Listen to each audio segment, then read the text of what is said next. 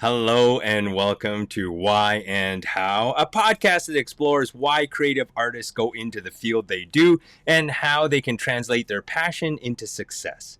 I'll be your host, Marty Chan. I am a creative artist. I am a kids author, a playwright, and a storyteller. And the why of this podcast has to do with one of my latest books, Izzy Wong's Nose for News. In this book, the title character fancies herself an amateur detective and a podcast journalist. Now, when there is an act of vandalism at her middle school, Izzy decides to investigate and catch the culprit. And while she's investigating, she decides to record her investigation as a podcast. Now, since Izzy is a podcaster, I thought I probably should put my money where my mouth is and come up with my own podcast.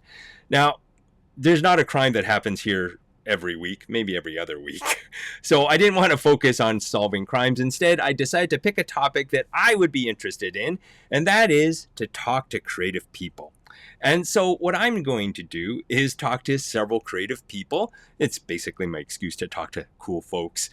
Some people I'll talk to are folks I know. Others will be people I meet for the first time. And every now and then I might talk to my mortal enemy. That is, if they're still talking to me. Anyway, I am going to be talking to people about why they got into the artistic fields they did and how they were able to become successful. In some ways, it's kind of like a career day talk for those of us who are going into the creative arts.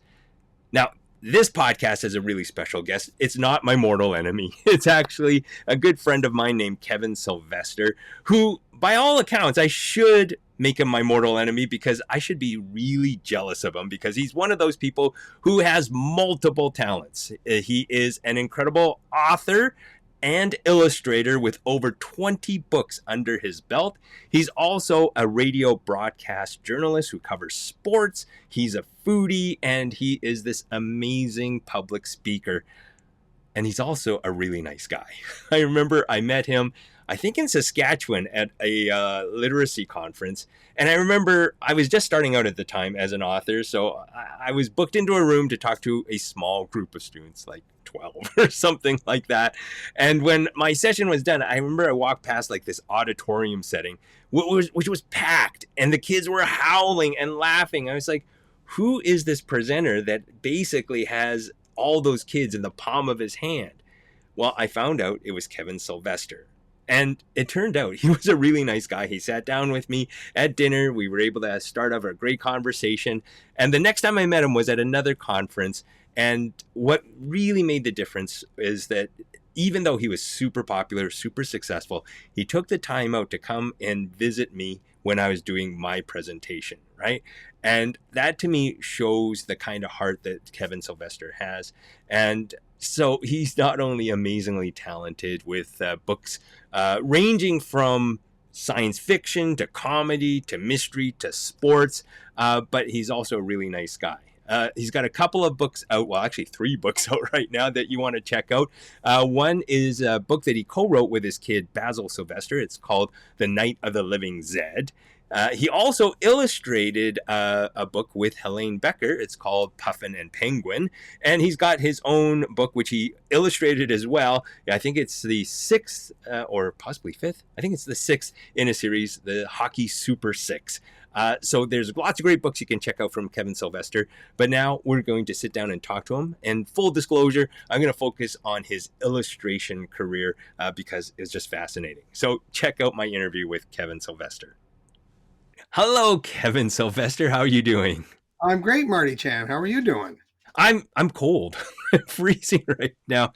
I don't know what the weather's like in Toronto right now, but we just had a fresh dump of snow last night. And on top of that, we have freezing temperatures and a little bit of rain on top of it. So I know you're a fan of hockey, so you would love it here because you could skate basically anywhere in Edmonton right now. My goodness. I am sorry to hear that. We're kind of gross and gray right now. You know, we're dreaming of a wet Christmas, as they say. Now, hold on. I just got to throw some treats to my dog who wants to get on screen. Okay. Go! Run like the wind. All right, I'm back. Okay, all right. All right, so for the audience out there watching, some people will need an introduction. Most will not if they're familiar with your work.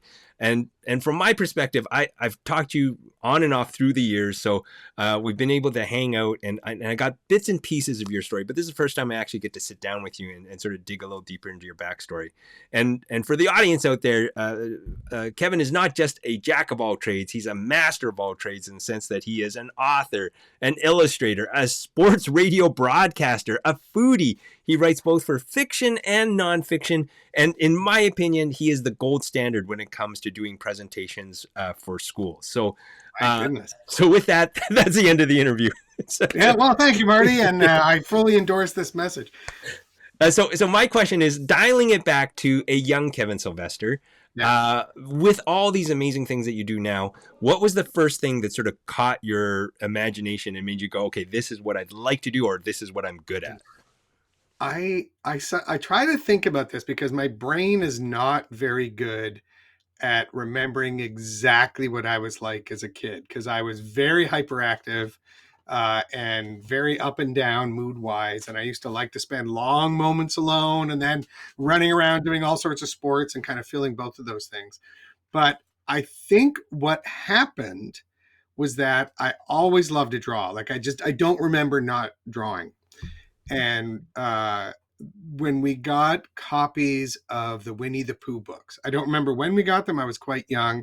I just fell in love with the way that E.H. Shepard drew those pictures. They're messy because there's lots of extra lines, and the shading is often made up of all sorts of overlapping stuff. But even as a kid, there was just something about that black picture of ink on a white page, and the simplicity of the shapes and the incredible richness of the shadows that I just knew that's what I wanted to do. And honestly, I think a little bit like Citizen Kane and Rosebud, that's what I've been chasing my whole career, is trying to reach the level that Ernest Shepard had in my own drawings. Well, so you were in love with those drawings, and Mm-hmm. did you just have a natural talent when you're coming in and trying to replicate what you saw, or try to draw your own version? Because I always think, do you go out and you get a book and you go, this is how you draw, or is it something where you go, oh, I'm just going to try to sort of see the world through my eyes and sort of channel it through my pencil and see if I can come up with something?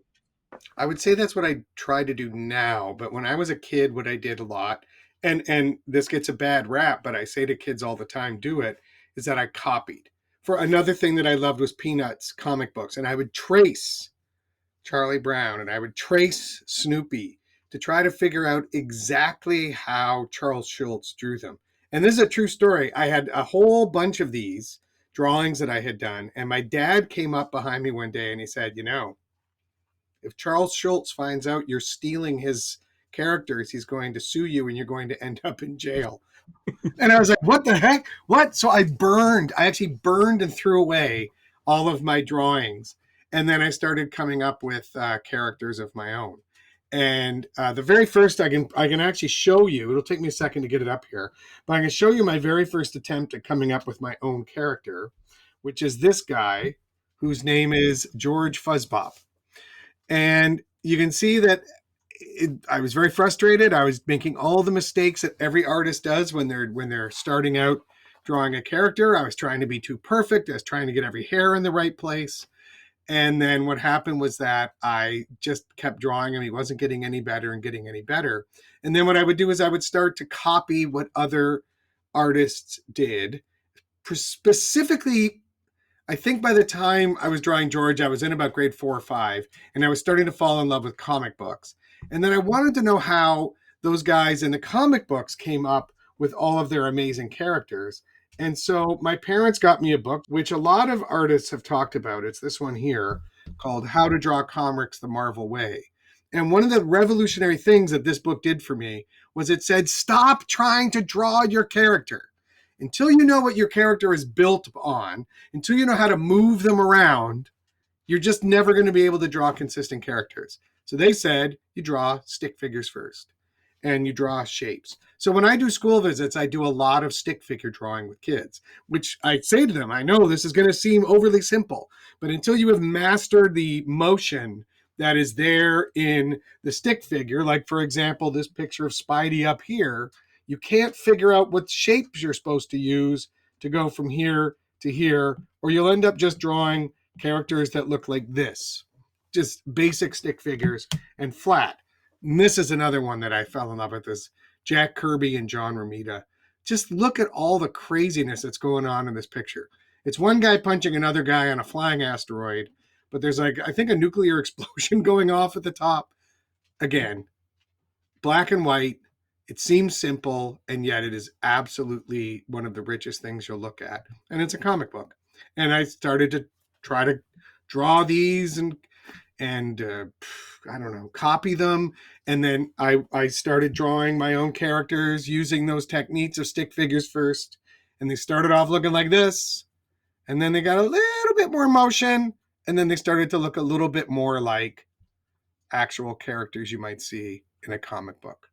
And today, using shapes and figures, I tend to draw stuff that looks more like this. This is Catman and Robin. You'll notice you don't really see Robin in that picture. Think about it for a minute, kids. And then, oh, I didn't draw that.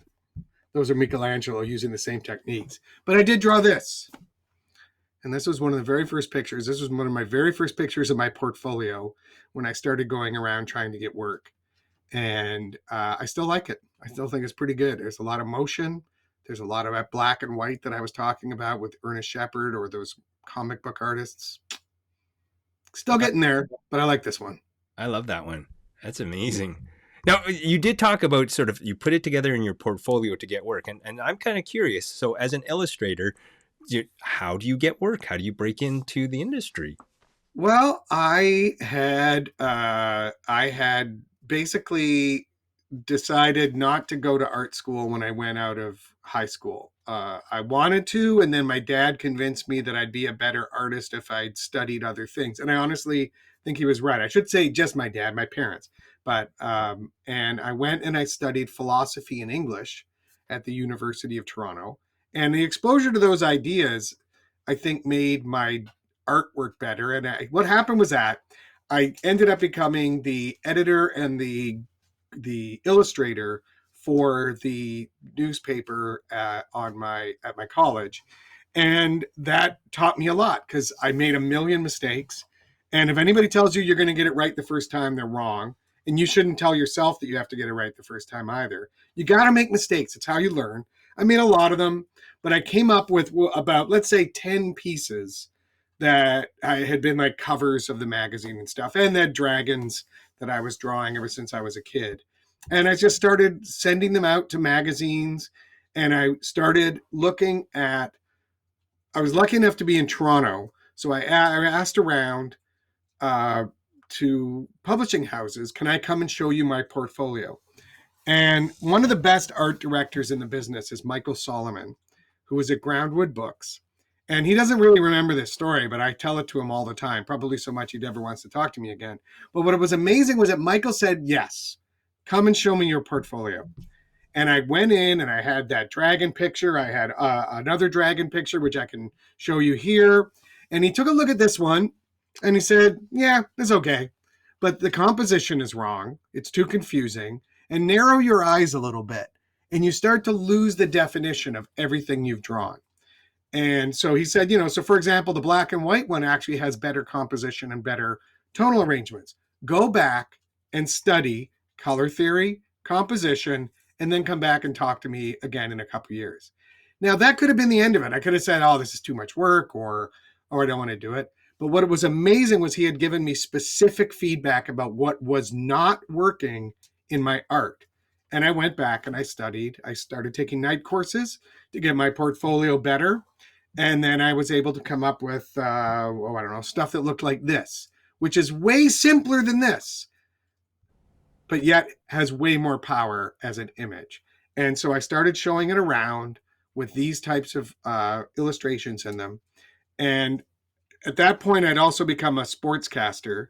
So my very first book was a combination of the drawings I had already had in my portfolio and pitching an idea to Kids Can Press to do a nonfiction book where I drew all the pictures, and it was called Sports Hall of Weird. and it was like weird things that athletes do, like pee on their hands to be better at baseball, or playing a whole soccer game with a broken neck. A guy named Bert Troutman did that in the FA Cup for Manchester City way back in the 50s. And so I still wasn't able to. No, I shouldn't say I wasn't able to.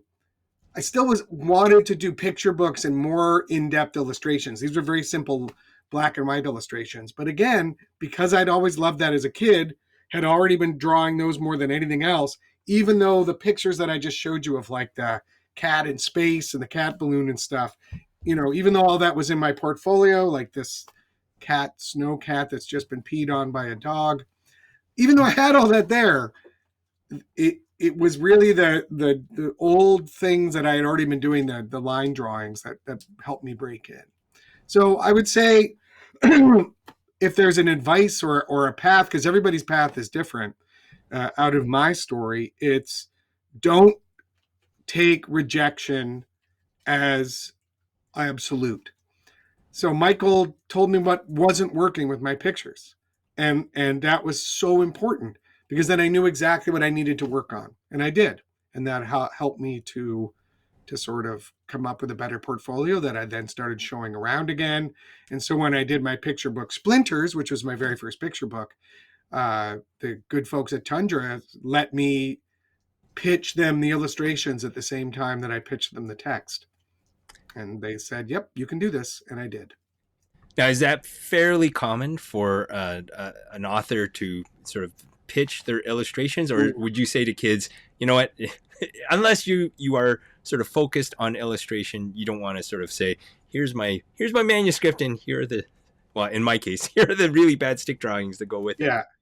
Well, I mean, there's one of the truisms that you get told when you want to jump into publishing is if you have a story and you're a writer, don't find an illustrator to do your submission, because the publishers will do that. They don't want to have to look at illustrations and pictures at the same time. I don't know that that's totally true. I mean, again, because I do the writing and I do the illustrations, it kind of just, my very first books were letting me do both. I think because they looked at my illustrations and said, yeah, this guy's competent. And then they knew that I could tell stories because I was on the radio at that point as a sportscaster. So they knew I could tell sports stories specifically. So they took a chance on me, and that helped me break in. So it's a tough one because I would say that so I do a lot of school visits where kids show me comics because I love comics. And they'll be like, oh, I did the pictures and my friend did the words, or I did the words and my friend did the pictures. And I always say to those guys, work together. And because they're fueling each other's creativity on a specific project. But if you're somebody who's like, oh, I just wrote a really good story, I should find an illustrator, don't. Stop. Unless you're going to do some illustrations to submit with it, I would say that's not something that you should do, because it's not what publishers are necessarily looking for, if that makes sense. Yeah, it does. And it also opens the door to another question I have. Since you have collaborated with authors as an illustrator, what's the working relationship that you have with the author? Do you sit down and brainstorm together? Is it separate worlds? How does it all work? I like to work with them. So, for example, I'm wearing this, which is my latest book with my friend Helene Becker. And what was fun about this was that it's Helene's idea. She had the idea for the book. She writes a lot of science books, and she's always like, why do people love penguins so much? Puffins are way cooler. So that was the premise that led her to write the story. But we developed the characters, and we developed the kind of story that ended up becoming the story in the book together. And to me, that always makes it richer. It always makes it more fun.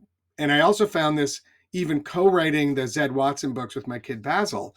If you have somebody who is really like an instant editor, that joke didn't work, Dad. That joke didn't work, Kevin. Or that picture looks too bland. Or Puffin's beak should be rounder. Whatever it happens to be. I love the energy of having that right away.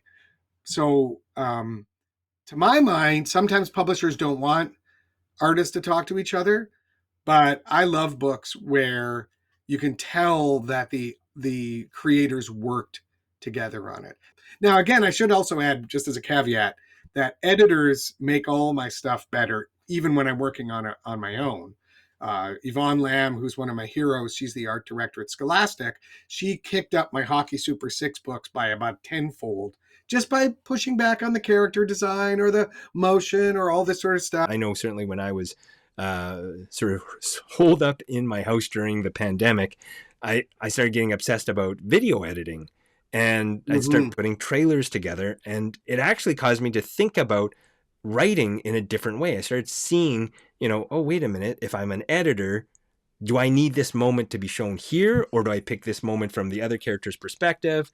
I started thinking about the choreography of the layout of the story. I started thinking about your dog coming in at just the right point, and whether you want to see the dog's point of view of the camera, or do you want to see the audience's view of the camera, right? So all these things start to feed into it. And I just wondered, is the same thing happening with you? Yeah, I would say that one of the best trainings I had for being a kids writer was having worked as a sportscaster, specifically for the CBC, for CBC Radio, because we would constantly be told by our audience that they didn't care about sports. And as a broadcaster, you had to figure out ways to make sports interesting to people who didn't think that they wanted to hear about it. And think about that as like, think about how many times we write about fairly serious subject matter in one of our books.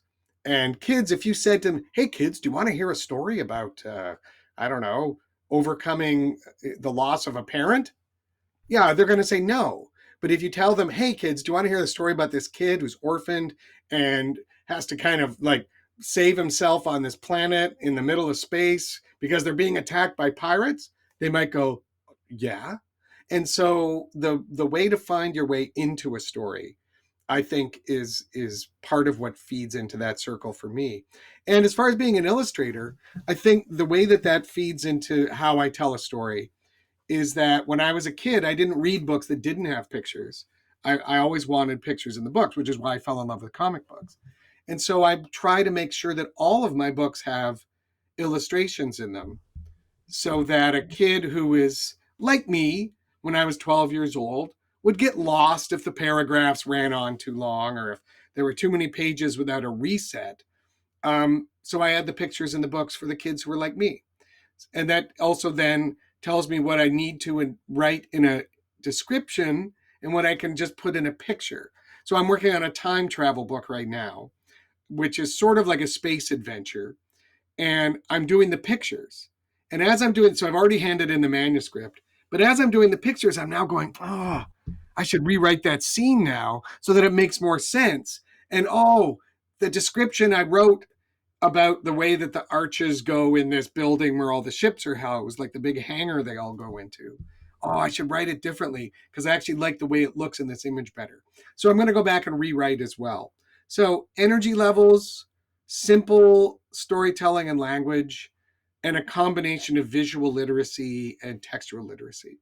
I would say those are the things that I have learned by doing all of those things. And the thing I'd love to do, you talk about video editing, I would love to do animation. It's the one thing that I'm no good at. Well, I shouldn't say it's the one thing I'm no good at. There are plenty of things I'm no good at. It's the one thing I've tried and not been able to do it well enough to do it publicly in my career. And I'd love to be able to do that because there are ways of writing a story, the beats, the pacing that film can teach you a lot. So when I watch films, I often try to go, well, what did they do there? Oh, they didn't go into the backstory there. So you're assuming. Why not just let the audience assume what's happening in the past? Stuff like that. Yeah, I love that, especially when it comes to films, right? You're using the edit to tell the story. You're deciding like what the audience already knows or how the audience can make that leap with you. And in a lot of ways, I think about that with the combination of what you do with illustrating and writing, right? Like you pick those moments where you go, this image needs to be illustrated, right? Or this scene needs to be illustrated. And how do you arrive at that decision when you're illustrating and writing your own stories? Ooh, that's a good question. Well, going through the process now, I would say that when I'm doing the writing, I tend to doodle as I'm writing. So I always have images that are helping me figure out where the story's going. And honestly, it's like how I know if an idea that I have could become a book is if I want to keep working on it. So like for example, I have tons of drawings. I can probably show you a few. I have tons of drawings that I've done of the book. So, rough drawings like a spaceship, for example. This is one of the spaceships in the book, or a rough drawing of the hangar, which is where they live. All this sort of stuff. These are just the sketches that I worked on as I was writing to help me visualize what it was I was going to describe. You'll notice none of these got turned into final pictures, but I'll just show you one that did, which was this one, which is the main character, Caleb. Sort of, I don't know, what is he doing? He's grabbing onto a pole on a ship that's flying away from a sinking ship, which happens to be the Lusitania. That one I kept working on over and over and over again, trying to get it to the point where I was happy with the dark and white, where I was happy with the way the kid looks. And so you'll notice this one's very dark, and this one's quite light, and this one's closer to the final one. I think that'll end up in the book, which I think is, let me see if I can find it here. You're seeing all my, there it is there. That one there is the one that will probably be the final version in the book. And it's like if I feel like describing everything in what's going through Caleb's mind, looking at this ship where he's just left these people to die because he wasn't there to save them. He was there to save these treasures that were about to go down forever in a sinking ship. That's his job. I could write all the emotions. I could write the wistfulness of what he's feeling in that moment. But if I can just put the detail like that on his face, why do all that writing? So in some ways, it's like, which ones grabbed me as the writer, illustrator? Which ones will I think be most useful in helping the reader understand the text and what's happening next? Okay, one last question, Yep. And this is more for me, but partly for those in the audience too.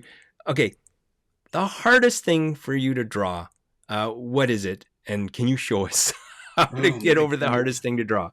Oh, the hardest thing to draw. I mean, I am the worst at drawing horses. And I think there's a sort of a joke among illustrators that if a art director wants to torture you, they say, can you draw a horse on a bicycle?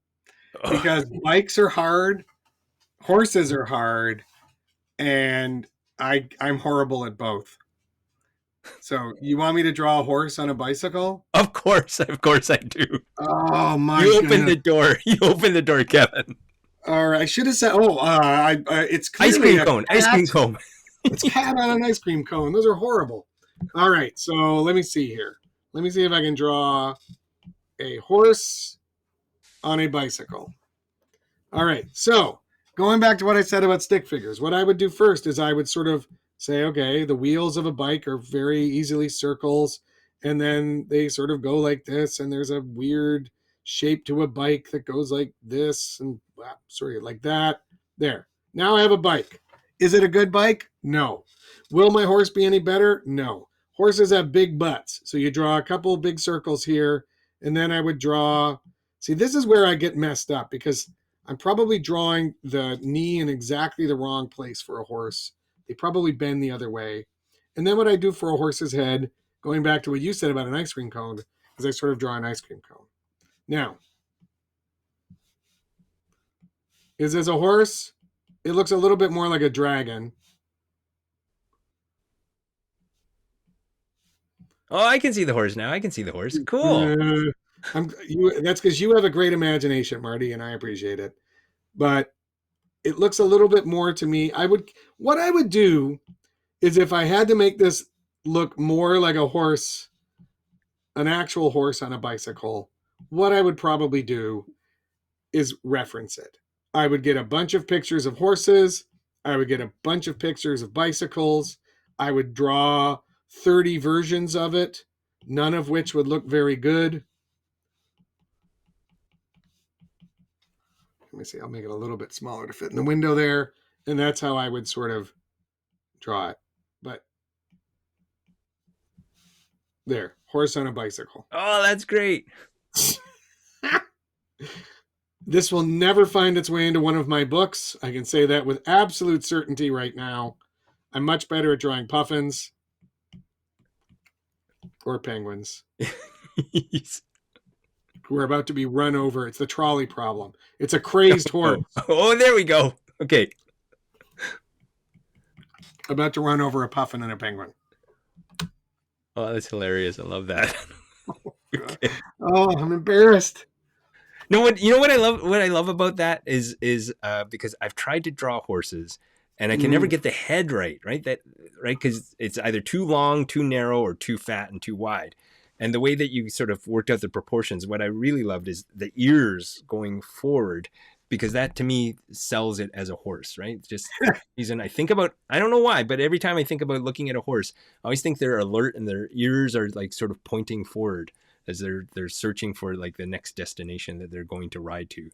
Yeah, and they're also like they have a weird neck, right? Their necks sort of come up like this, and they have jowls, and then I think I think the tops of their heads are flat, and they go like that. Yeah. So this might be more like a anatomically correct horse. This one might be more like everything's in the right place. And then I would still need to go and do the reference to make it work.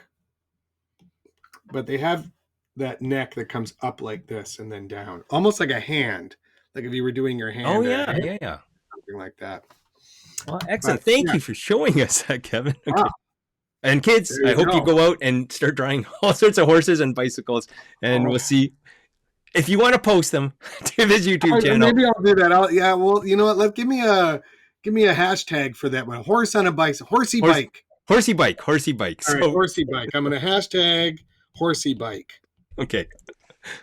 Horsey bike. You can find it on all your social medias out there. I'll soon be posting horsey bikes to try to learn how to get better. Okay, excellent. All right.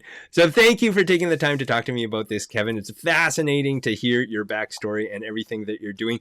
One last pitch. What would you like us to read of your work? Oh, of my work. Good. Golly. I